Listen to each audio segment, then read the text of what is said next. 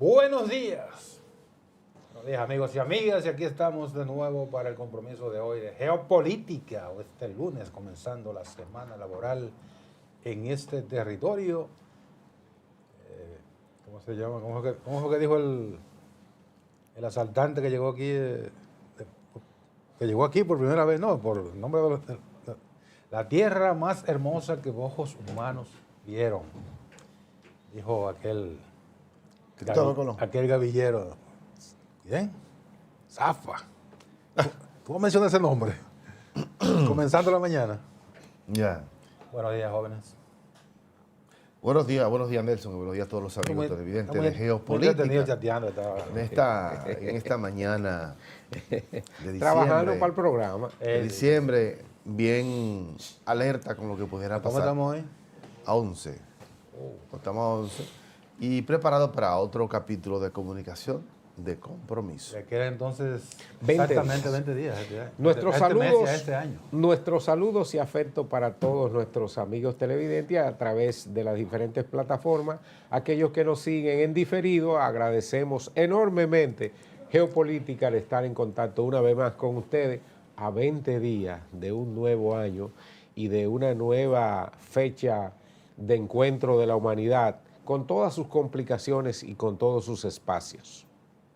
Bueno, esto es un ir y venir, todos los años es lo mismo, pero todos los años todos quisiéramos tener esa oportunidad de encuentro, de la parranda, la bataola y todo lo que es el mundo. El mundo es una eterna Batalla. lucha por sobrevivir, es una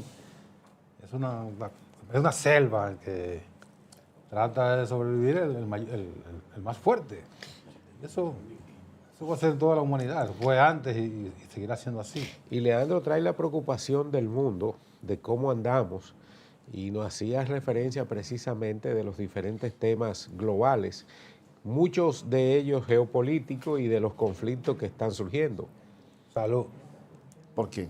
Bueno, pareciera que en plena época de diciembre, cuando se están acercando, la gente se va preparando para un espacio de distensión. ¿Tú estás medio gripado? Medio no. Yo tuve que inyectarme el viernes en la noche. Ya. Entonces le decía que yo vine exactamente hoy por que hay bastantes temas interesantes. Bueno, podemos empezar por uno medio light, ¿verdad que sí? Sí. No sabemos si es a la libertad o si a un salto al vacío el que ha dado Argentina, pero ayer se juramentó el libertario Javier Milei como presidente de Argentina, y lo que quisiéramos es desearle lo mejor, aunque no se vislumbran. Pero bueno, hay que darle tiempo. Sí, pero según la retórica... No, según la retórica vamos cambiando al desastre. Bueno, eso es una... si cumpliera por lo menos el 10% de lo que dice que va a hacer. Miren, pero pudiera ser que la retórica puede abortar ese país.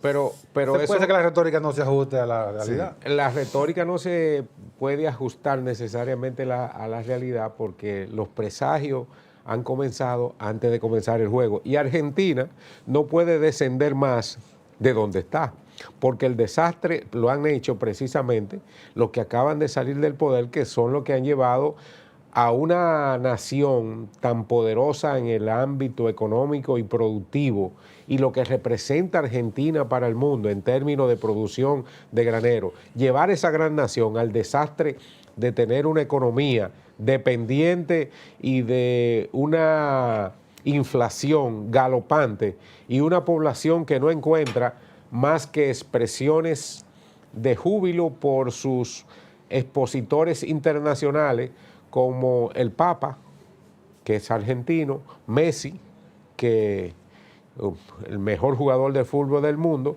Después los argentinos no tienen nada que celebrar ni alegoría al bienestar. Así que cualquier cosa que traiga Milei es mejor, porque ya entró el mal. Mira, toda retórica y toda narrativa debe tener un comienzo y algún punto de referencia. Ayer decía el presidente Milei que era la peor herencia que encontraba presidente alguno en Argentina en los últimos 100 años. se le olvidó a Milei que en el año 2003 Néstor Kirchner llegó a la presidencia después de haber pasado un proceso de que tuvo que salir huyendo de la Rúa, con el país totalmente quebrado, absoluta y totalmente quebrado. Y un corralito económico. Y después tú te montas ahí. El corralito fue parte de todo eso, ¿verdad? De todo el sistema. Fue que nadie podía sacar un peso. Bueno. Llega, después de haber pasado en... El último que le entregó a Milei, que fue un peronista, Eduardo Duhalde, que le entregó a Néstor Kirchner, ese fue el único que pudo durar 1 año y 1 mes. Después... Eran gobiernos de 3 meses. De 3 días. Hubo 5 presidentes a partir de la Rúa, con Argentina totalmente postrada, sin un peso, la inflación estaba por... etcétera, etcétera. Y Néstor Kirchner, logró recuperar ese país, pagar la deuda al Fondo Monetario Internacional, liberarse y poner a Argentina a crecer como nunca antes había crecido, solo recordando la época de Perón. Eso por un caso. Anteriormente, Raúl Alfonsín, en el año 1990, le entregó a Carlos Menem 2 meses antes de la fecha indicada, porque la situación se desbordó tanto que dijo, mira, para nosotros evitar que esto colapse, vamos a adelantar la transición. Y le entregó 2 meses antes. Y yo he contado aquí muchas veces que yo fui víctima de ese proceso, porque yo compré en Argentina unos benditos australes, que eran la moneda en ese momento, que yo tuve que traerme para acá 260.000 australes y tirárselo a los puercos. Entonces, que no venga Javier Milei a decir que esta es la peor. Lo dejaste como moneda de colección. No, después un amigo fue a Argentina y yo se lo dije, cámbialo, dame lo que tú quieras. Entonces, no venga este señor a decir que es la peor herencia, por favor. Mira, no puede ser tan irresponsable. Sí, estamos en la época de la desmemoria. La gente pierde la memoria, tiene la memoria cortitica. Sí. Milei en sus campañas, en su largo retrato, en su recorrido de su campaña, primero citó varias veces a Domingo Cavallo, que fue el propulsor fundamental de la política económica que llevó a comer basura a los argentinos. Sí. Ese era su ídolo, su ejemplo como economista. Un tipo funesto. Claro. Que a Argentina le costó años y años poderse recuperar de ese hoyo donde cayó. Donde los argentinos, siendo un país casi del primer mundo, estaban en la calle comiendo basura. Sí. Pero yo creo que dado en Argentina, que es lo más importante, el fenómeno Milei es fruto de un hartazgo político. Claro. Y se agarró de lo que sea. Que también hay que aprender de eso, sí. Los partidos no se pueden dedicar la vida entera a hablar lo mismo mientras las cosas van. Sí. Y es un buen espejo para nosotros. Claro, es un buen espejo. Porque Argentina es uno de los países más proteccionistas que pueda haber para los argentinos. Claro, hay derechos que han sido inamovibles durante 100 años. Sí. Entonces, yo creo un aventurero no puede atentar contra eso. Ahí va a haber problemas. Porque en ese digamos, el ejemplo de la libertad, libertario como se asume el término de Milei, es totalmente contrario al Estado de Derecho constituido de protección de los argentinos de cientos de decenas de años. Sí, eso va a traer problemas, pero ojalá que esto sirva como una transición a que Argentina pueda entrar en un estadio más estable, más abierto y sobre todo donde haya... que son de las economías punteras en términos históricos de Latinoamérica, Brasil, Argentina, México, para que Latinoamérica logre un progreso que, de acuerdo a los datos fundamentales regionales, indican tanto de la CEPAL como del Banco Mundial, indican que la región está en un periodo de estancamiento, en la cual no estamos avanzando a la velocidad ni en las condiciones que se necesitan para poder producir bienestar en las poblaciones que están bajo los dominios políticos. Y las diferencias van en que en el continente, si ustedes los ven, cada cierta década hay como una especie de viraje político. O se van por el lado de la izquierda o se van por el lado de la derecha. Son los ciclos. Pero esos ciclos no han dejado más que infortunio, mucha pobreza y mucha muerte y mucha falta de protección de todo el sistema social, especialmente en lo educativo y en la salud. No, ha habido bastantes avances muy significativos en América Latina, en esas décadas en que no han sido décadas perdidas, como la de los 80. Ha ocurrido en otras ocasiones. En la década de los 80 fue perdida. Ha habido crecimiento, ha habido distribución, ha habido mayor movilidad social. La derecha ha contribuido, la izquierda también ha contribuido, o sea que no todo ha sido perdido. Pero cuando vienen estas narrativas de estos aventureros que tienen ínfula de perdonavida, lo que al final termina siendo un desastre. El propio Macri, que también es otro modelo a seguir por él, igual que a Caballo. Sí. Macri llegó a Argentina a una encerrona de carácter internacional, porque le cogió al fondo 55 mil millones de dólares, de los cuales llegaron 45 mil a Argentina, y no se vio para qué se invirtieron, para qué sirvieron esos recursos, que no fuera más para endeudar a todos los argentinos y hacer más ricos a los argentinos más ricos. Sí.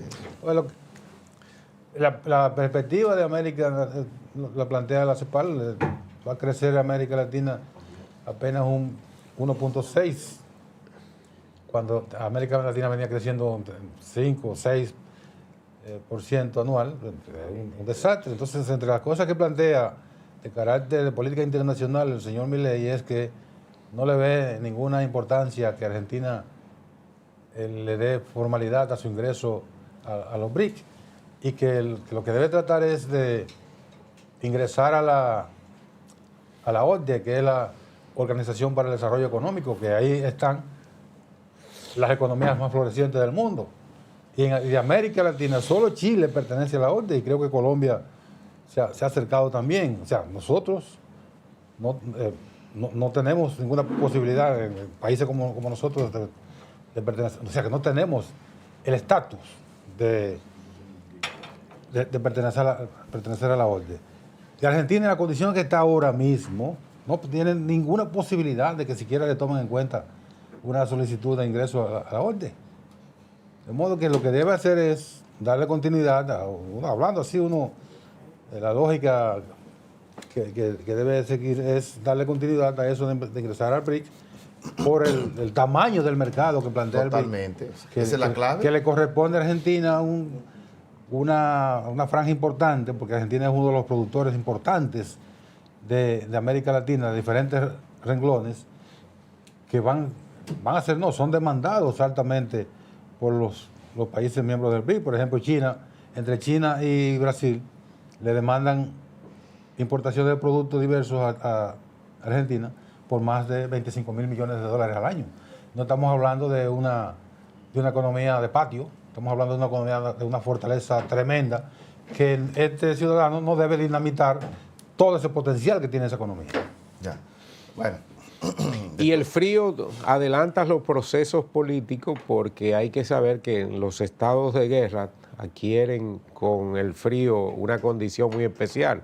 O cesan, o se terminan, o logran que los que tienen mejor capacidad de adaptación se impongan. Y en ese sentido hay que decir que Rusia ha sido siempre la gran ganadora en los periodos de conflicto, en los estados que la temperatura genera. Pero Zelensky estaba ahí, la toma de posesión de Milei. No.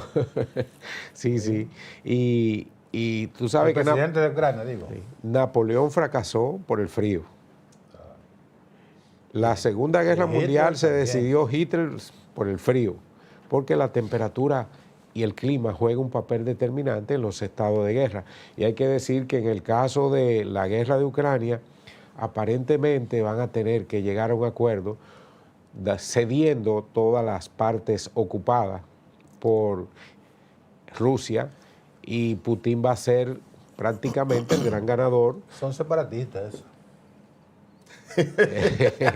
Tú sabes que los términos juegan. Mira, Pero eso fue lo que vi, que son repúblicas independientes. Mira, por cierto, mira, esta semana Rusia ocupó otra ciudad del Donbass. Se acercó mucho más a la capital ucraniana. Aceptó sacrificarse por 6 años más para elegir en el 24. Putin, 6 años más. Muy bien.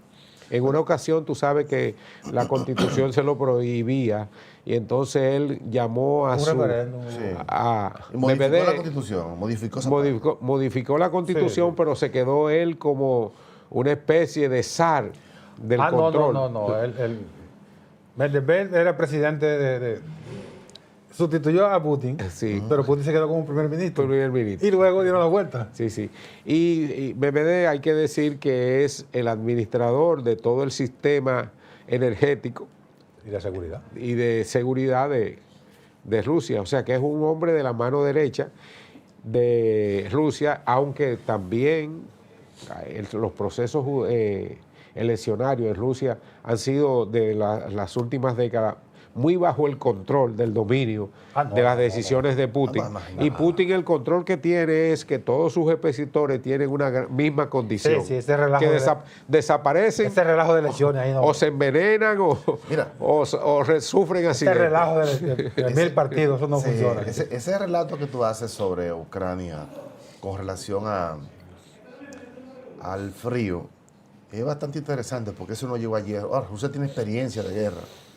Tú sabes que Rusia en los últimos tiempos, meses, viene tomando objetivos y atacando objetivos fundamentales, energéticos de Ucrania. Sí. Hasta llegar al punto que Ucrania hoy tiene grandes poblaciones que no tienen energía, ni tiene posibilidad del gas. Entonces, eso es un problema grave. Y el principio... Que no hay que tirarle bomba. Si ese solo hecho se convierte en un problema inaguantable. Concadeno esa información, y es que el principal suplidor de recursos, uno de los principales suplidores de recursos a Ucrania es Europa. Y Europa energéticamente depende de Rusia. Sí. O sea que la condición energética del frío, que está siendo uno de los fríos más crudos, un invierno muy violento, genera la información de la necesidad de Europa de tener, para calentar a su población, energía de Rusia. Y el Nord Stream 2, que es el gasoducto que va desde Rusia por el mar Báltico hasta llegar a Alemania, que fue destruido durante este proceso, en una situación que todavía no se explica en términos de inteligencia, ni de guerra. Se dice que Estados Unidos, aunque Estados Unidos lo niega y dice que no tiene nada que ver con eso. Y esa es una de las condiciones de los estados de guerra, que lo primero que muere es la verdad. Entonces Europa, necesariamente, que es uno de los miembros principales de la OTAN, tanto la OTAN como Estados Unidos y Europa en sentido general, han cesado el suministro tanto de armamento como de recursos a Zelensky, porque internamente Ucrania también, en este proceso de guerra, tiene una corrupción con el manejo de esos recursos que es inexplicable. Bueno, todos estos son los elementos que generan... Ya eso está creando en Washington cierta resistencia, incluso de especialmente en el Congreso. Sí, claro. ¿Por qué tenemos que seguir dándole un cheque en blanco a esta gente? Y no nos muestran ningún avance. Y las últimas informaciones que suministra el propio gobierno de Ucrania es que hay una dificultad tremenda para poder armar una estrategia de contraofensiva que pueda tener alguna posibilidad de éxito. Ya ellos prácticamente se han entregado a la realidad de que no pueden competir no pueden reaccionar frente al avance ruso y a la falta, y ahora Ahora la queja es de que los aliados los han dejado abandonados. Le han sacado la alfombra y no le están suministrando la cantidad de recursos y de pertrechos que necesitan.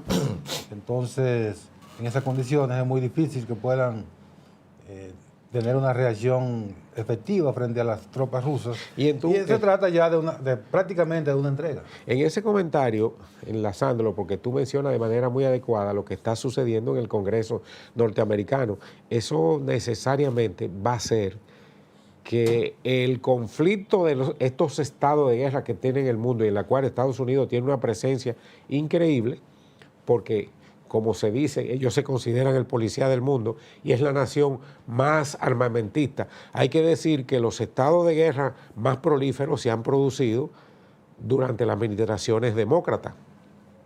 En un proceso electoral al año que viene de Estados Unidos, con una situación interna tan conflictiva, con la situación que tiene Trump, que aspira a volver, y la situación de salud del propio presidente Biden, que aspira a una reelección, pero que no está definido ninguna de las candidaturas, eso da un panorama a nivel mundial muy complicado, especialmente con la situación interna en Estados Unidos. Así es, vamos a la pausa y creo que volvemos con el tema internacional, que está bastante caldeado.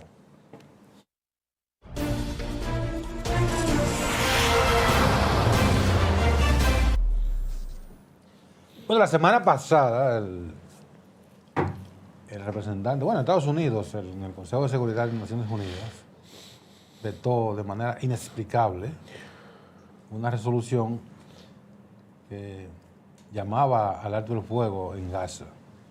Digo de manera inexplicable porque semanas atrás el gobierno de los Estados Unidos había estado reclamando a Israel que analizara la posibilidad de un alto el fuego. Y de repente se produce esa voltereta en que es el único que se opone a ese alto el fuego. Y uno de aquí, a esta distancia, tanto física como de conocimiento, no se explica de dónde viene la lógica de Estados Unidos de vetar esa resolución, que era un llamado de toda la comunidad internacional. Y como existe el veto de los 5 ganadores de la Segunda Guerra Mundial, de los aliados, el veto con esa posición de los Estados Unidos, esa resolución de cese el fuego, sencillamente pasó a mejor vida. ¿Qué procura Estados Unidos con esa actitud? ¿Hacia dónde quiere Estados Unidos encaminar el conflicto en la Franja de Gaza? ¿Tiene Estados Unidos la intención de provocar que otros actores importantes de la región intervengan en el conflicto para entonces justificar su accionar directo? Porque lo hace de manera indirecta con todos los apoyos y todo el suministro y toda la logística que se puede pensar que le puede llegar a Israel. Estados Unidos lo hace, pero no está directamente involucrado. Está buscando que actores, por ejemplo, como Irán, que es fundamental, y el que ellos quisieran empujar a la guerra, está buscando que Irán se meta de verdad para entonces justificar que eso se generalice de tal manera que se camine hacia un conflicto de mayor envergadura en el mundo. Mira, ¿cuál es la lógica de la Casa Blanca? Yo pregunto, ¿cuál es esa lógica? ¿Dónde está? Mira, esa preocupación que tú haces, Nelson, debe motivar al mundo. Hoy lunes 11 de diciembre, ya el fin de semana, Irán hizo públicamente, primero criticó a los Estados Unidos, dijo se convierte en un genocida por comisión. Sí, pues ya no por omisión. Ya no por omisión, se convierte en un homicida por comisión por lo que está pasando ahí. Y pidió un alto al fuego de manera particular. Y dijo Irán, que si no para el bombardeo frente a Gaza, ellos van a borrar a ese país. Oye, como ha dicho. Es un tremendismo también. Bueno, bien, pero óyeme bien. Yo estoy diciendo, y yo han amenazado varias veces. Tú estás repitiendo lo que ellos dijeron. ¿Verdad que sí? Yo te dije, si nosotros podemos borrar el Medio Oriente, está diciendo Irán. Y el mundo no puede exponerse a eso. Señor, yo creo que la sensatez debe imponerse en ese caso. El mundo no debe a la puerta de 2023, un conflicto a otra escala. Sí. Ya ese es grave, ¿verdad? Que va camino a los 20.000 muertos, el de la Franja de Gaza. Pero tampoco el mundo puede vivir como si no estuviera pasando nada mientras están borrando a un conglomerado humano de manera de misericordia. Sí. Ambas cosas serían peligrosas para el mundo, ¿sí? Que entre un conflicto a una escala mayor que incluya a las grandes potencias en términos de armamentos, pero tampoco puede... O que siga ese genocidio. Una salida tiene que haber. Bien, es una situación bastante conflictiva en términos geopolíticos por los actores. Hay que decir que no es Irán. Hay que decir que detrás de Irán es lo que está es Rusia. Claro, eso es lo que viene detrás. Entonces, Rusia es la que le suministra y le lleva tecnología y armamento a Irán. Irán no se ha atrevido a entrar en el conflicto precisamente para evitar esas situaciones y sobre todo por la entrada y la presencia que tiene, como lo mencionan ustedes, Estados Unidos en ese conflicto. Pero idéntico, como tú lo destacas, tanto Irán dice que borra a Israel, como Israel dice que no va a detener hasta que no borre la Franja de Gaza. Sí. Y esto da un matiz, porque también hay que decir que la Franja de Gaza, ese pequeño territorio que está frente al mar, en el fondo del mar Mediterráneo, rodeado por todas sus áreas, exceptuando por un pequeño franja por una puerta de contacto hacia Egipto en la parte sur, está rodeado por todo su territorio, por Israel, que mantiene un bloqueo de todo suministro, tanto de mercancía como de armas, sí. Porque hay que decir que el conflicto está basado precisamente en esa situación y que comienza el 7 de octubre, porque no podemos olvidar que los 20.000 muertos que van ahora, hay la provocación de los primeros 1.500, sí. Un acto deliberado. Deliberado. Los 20.000 muertos. De desalborotar las avispas, y cuando usted desalborota las avispas, tiene que tener la situación de saber que los conflictos llegan a mayores. Entonces Israel, que tiene una situación interna política bastante conflictiva, especialmente con Netanyahu, que sube y asciende al poder. ¿La resolvió ya? No, resolvió precisamente como resuelven todas las naciones. Buscan conflictos externos que genere unidad interna en torno a la figura que gobierna. Sí, ya resolvió. Como aquí nosotros también generamos en un momento determinado los haitianos. Incluso, escúchame que te dé un incidental. Está sometido, tiene proceso abierto por corrupción, que eso está detenido por el hecho mayor. Esas son las claves de las situaciones que se dan en el mundo. Entonces Israel, que está rodeado de países árabes todos, sí.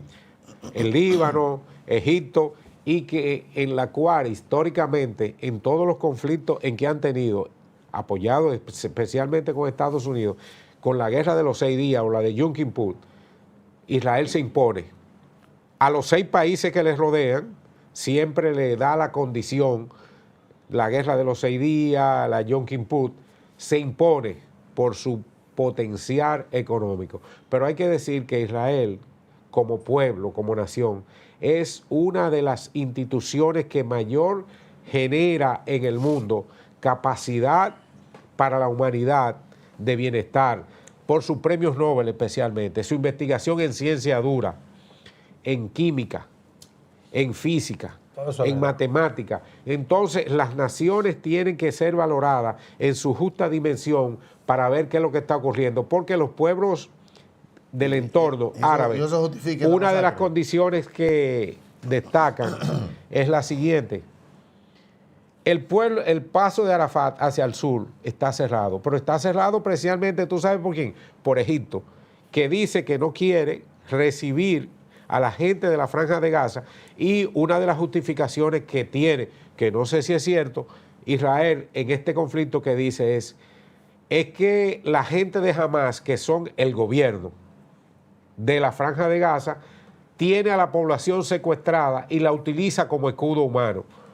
Y los países árabes, ninguno quieren aceptar a la población palestina por las condiciones políticas que se dan, porque las migraciones masivas generan condiciones de conflicto y búsqueda de soluciones al empleo, a la estadía. ¿Y eso tiene importancia ahora?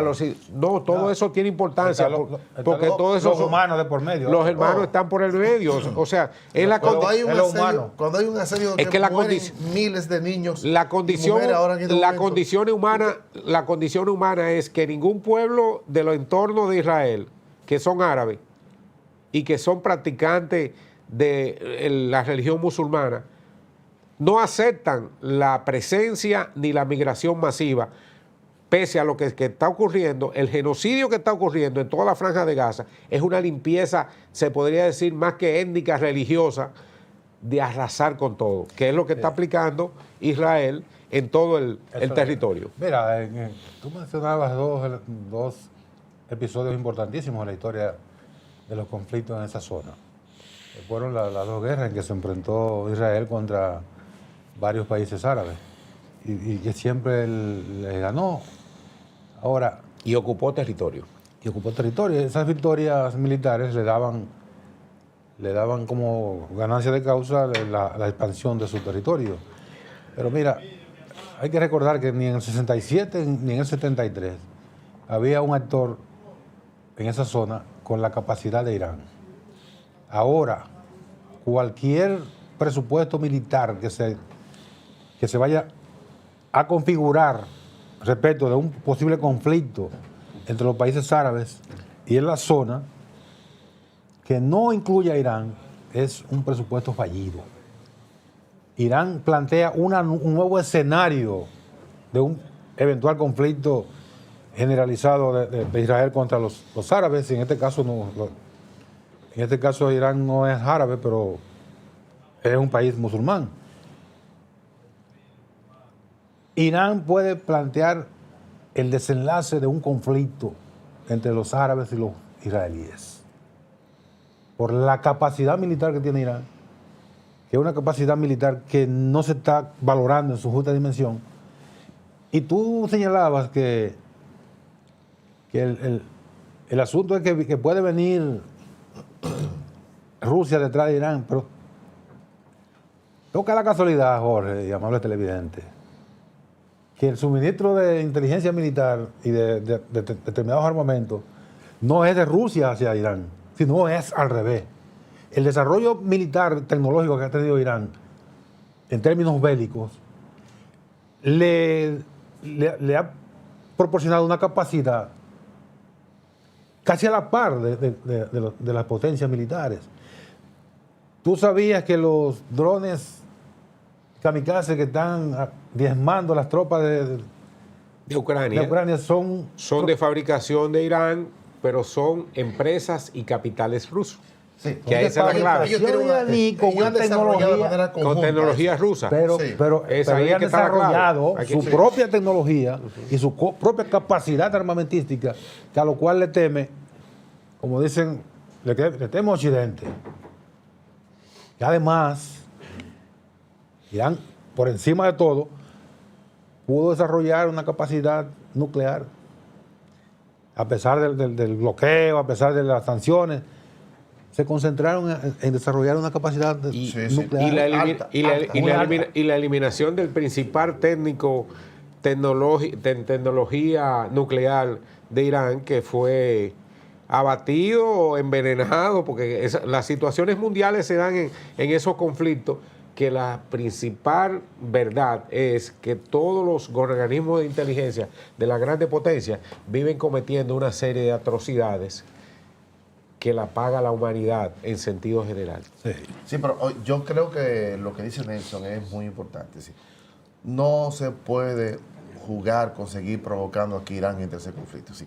La capacidad militar, tecnológica y sobre todo de destrucción masiva que tiene Irán, que no la ha puesto a prueba nunca, y que ustedes han escuchado por muchos años, no, que Irán muchas sanciones porque no ha parado el desarrollo de armas nucleares y de otro tipo. Señores, es espantoso, ¿eh? Eso está certificado. Y como tú dices, Rusia e Irán tienen años de alianza en materia de construcción de armas. Sí. Vamos a la pausa y venimos entonces al territorio a hablar aquí. Aquí hay noticias, ¿verdad? Sí, claro. Pero antes tenemos que pasar brevemente por lo de Guatemala y lo del Esequibo también, que está en su punto. Mañana nos quedamos convidados. Mañana viene el embajador de nuevo. Bueno, pues dejamos el Esequibo para mañana. Sí. Pero lo de Guatemala es un asunto totalmente... Es una atrocidad contra la institucionalidad de ese país. Sí. Este hombre que creó un movimiento hace 5 años. Pero si va a tratar el tema, hagamos ya la pausa que tú propusiste. Bueno, sí que toca la pausa, ¿verdad? Sí. Vamos a la pausa.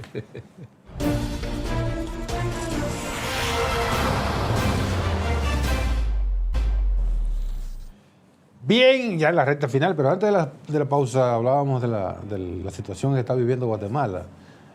Guatemala hace varios meses tiene una transición de 6 meses, es una locura. Sí. Hace 4 o 5 meses que se logró. En ese proceso Milei ganó, se juramentó. Ya se juramentó. ¿Quién más? 2 semanas después. Es una vaina increíble y Guatemala dando vueltas. Y no solo dando vueltas, sino conspirando. Conspirándose. Sí. Ahí hay un golpe de Estado en proceso que se ha ido dando con una timidez de la comunidad internacional que es espantosa. Nosotros el canciller emitió una declaración a nombre del gobierno condenando esa actitud. Otros países lo han estado haciendo, pero no hemos visto una posición firme de la ONU, de la OEA, para evitar que se altere el proceso. Esos cavernarios que han gobernado Guatemala en los últimos años se han propuesto evitar que Bernardo Arévalo asuma la presidencia. Desde que pasaron las elecciones comenzaron a buscarle periquitos al movimiento Semilla, que fue el grupo que él creó hace menos de 6 años, y que en la primera vuelta no figuraba como posible contendor en una eventual segunda vuelta. Una eventual no, en Guatemala siempre se da la segunda vuelta. Y ocurre que Bernardo Arévalo y su movimiento no solo pasaron a segunda vuelta, sino que ganaron las elecciones. Y una fiscalía a través de un ministerio público ad hoc que se llama la CICI, que es un grupo que se creó para perseguir a los delincuentes surgidos de la dictadura, que ha derivado en un suprapoder, le ha venido haciendo la vida imposible a Bernardo. El elevado generó desde el puente Duarte dejar esa parte en la zona baja y aislar el problema de circulación. Entonces seguíamos pasando por encima sin saber lo que estaba pasando abajo, el infierno de las estructuras comerciales de lo que estaba. Pero esta zona... Mira eso, hay que visitar. Y el presidente la inauguró ayer con la presencia también de la alcaldesa, que es la que ha generado el proyecto, y el ministro de... Es la continuidad del proyecto de David Collado. El primer tramo, sí. Ahora se inauguró el segundo y el tercer tramo. Exactamente. Y se siguen haciendo tramos con la condición de buscar solución a todo el proceso urbanístico de la zona, al proceso de circulación y de transporte. Tienen que meterle la Duarte hacia el mercado, porque ya el pedazo de la Duarte hacia abajo, hacia México, está resuelto. Sí. Pero lo otro es un puro desastre. Hasta mañana.